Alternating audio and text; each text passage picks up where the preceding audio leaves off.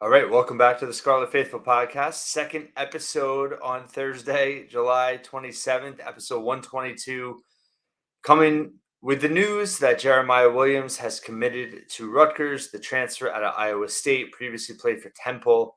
A little bit late. It's not going to be a rapid reaction because it's about 3 hours after. And I expected this to happen, but I don't. You can't fake this stuff. You can't pre-record it. And it just happened. So when the news broke, I was headed towards my train in New York, and got home, had kids and everything. So I want to kind of break it down and what it all means. There's a lot of context to this move.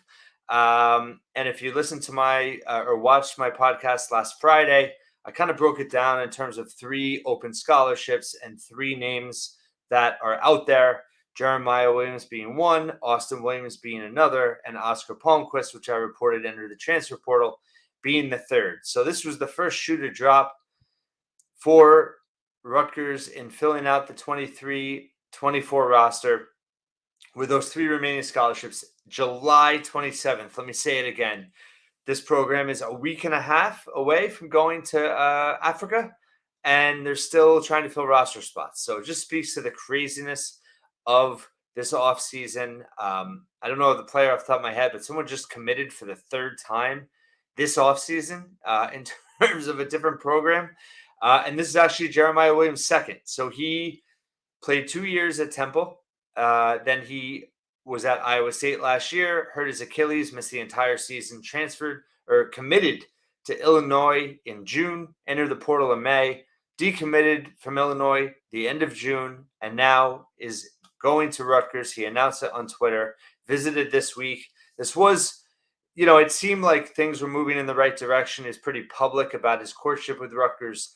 And so what does he bring to the table? He's a 6'5" guard, 2 years at Temple, only played 38 career games over 2 years, did have some injuries there, I believe, missed the end of his sophomore year. But his sophomore year, he had some good numbers. He averaged, close to 10 and 5, 3.5 assists. He, I like to look at analytics. He was 58th nationally in assist rate at 31%, which is pretty high.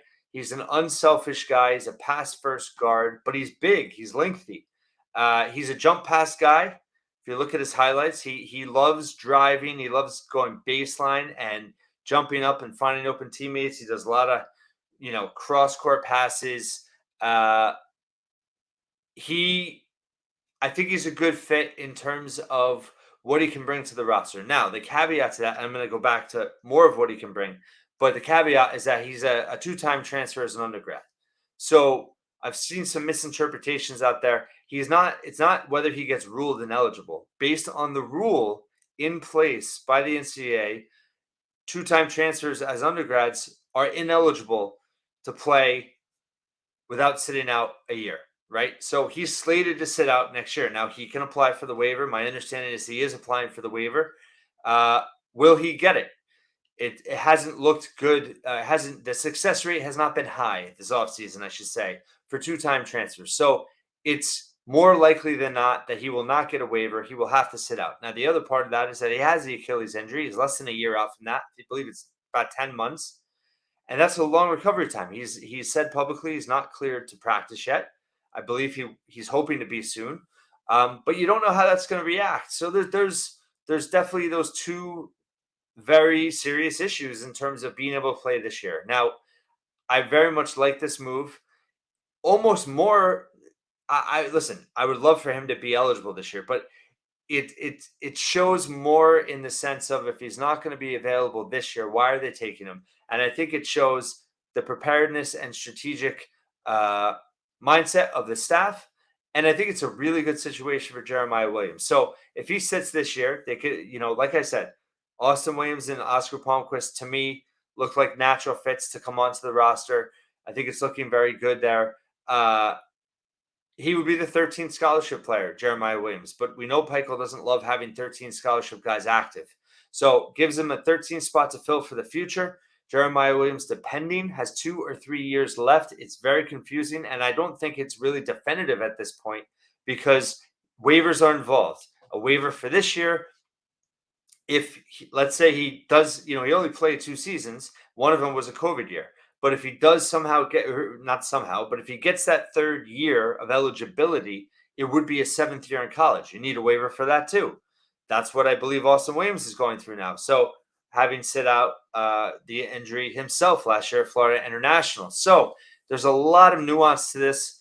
But I think the opportunity to sit this year, heal up, acclimate to the program, and then boom, you have a veteran guard with, again, a skill set that, if you look at Jamichael Davis, Derek Simpson, right, they were expecting them back for 24-25.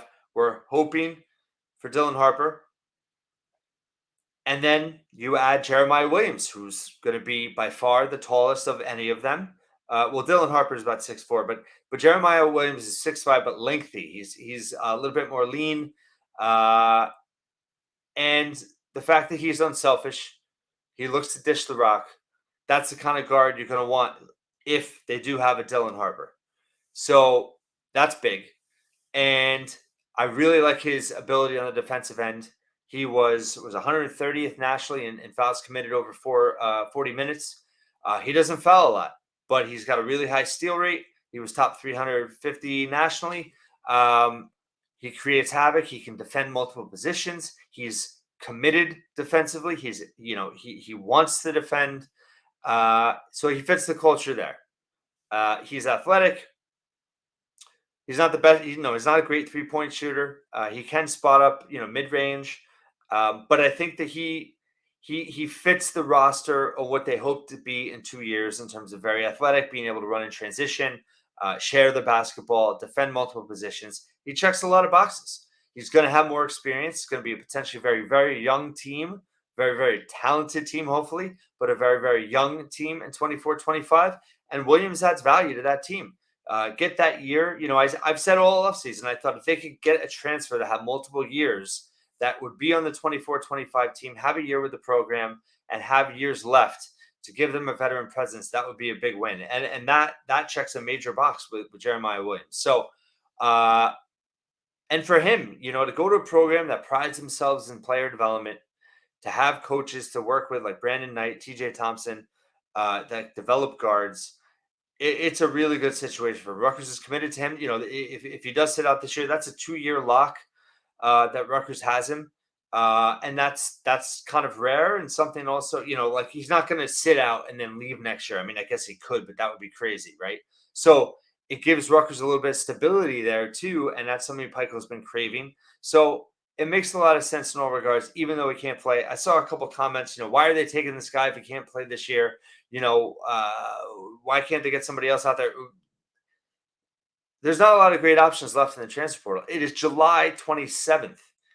To get a guy that played 2 years at Temple, averaged 10, 5, and 3, and then went to Iowa State, right? He was hurt, but that's a legit high major. Then obviously major interest from Illinois, Big Ten. I mean, this kid had a lot of high major interests. So he's a player. He's from Chicago. He's going to be motivated. And that's what I like about it too. If he's going to sit this year, if he has to, which he, like I said, between the injury and the waiver, it seems more likely than not he'll sit. He's going to be really motivated in 24-25. And he's going to be really hungry. And that's the kind of kid you want in your program. So really positive about it. And I think it's a really good situation for him. So what does that do now? 2 roster spots to go. Like I said, Austin Williams is finishing some classes. It seems very good there. I know, this might even throw kind of a curveball at people like, well, why would Jeremiah Williams commit before Austin Williams? Well, every situation is different. Again, like I said, Austin Williams, it would be a 7th year of college, and he had just transferred last year. This will be his 4th school, right? So 4th school in 7 years. But he would likely need a waiver as well. Although as a grad transfer, it's a much lower hurdle to cross or to jump over. And I would expect Austin Williams to get that waiver if he ultimately does commit to Rutgers. And then Oscar Palmquist, entering the transfer portal, it just seems like a natural fit to come back. When he left, the roster was completely different. There's a different dynamic now. He would be a seamless transition. The staff knows what they would get out of him. He has a specific skill set that will help in terms of being able to shoot the three off the bench. Yes, he's not a perfect player, but at this point in the offseason, with the roster the way it is, that there's value in adding Oscar back. And he's a great teammate and he's a culture guy. And I think it's, we'll see what happens. So interesting development today.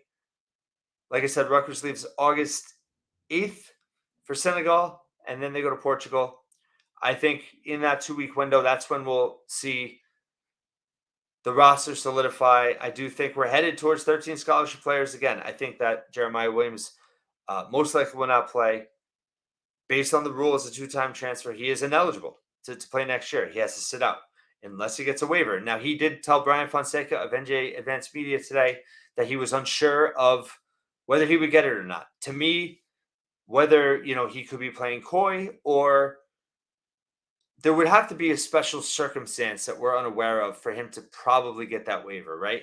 If he's saying he's unsure, again, he could be playing it cool, but I think more likely than not, it's probably kind of a standard case, which means he probably won't get the waiver.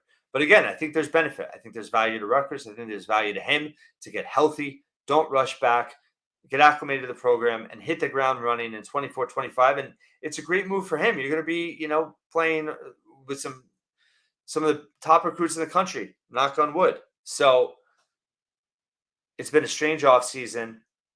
The fact that we're talking about this late July, but this is a win for sure on the recruiting trail for Steve Peichel and the coaching staff. Thank you for listening and watching. I'll have more on thescarletfaithful.com, and I'll talk to you tomorrow.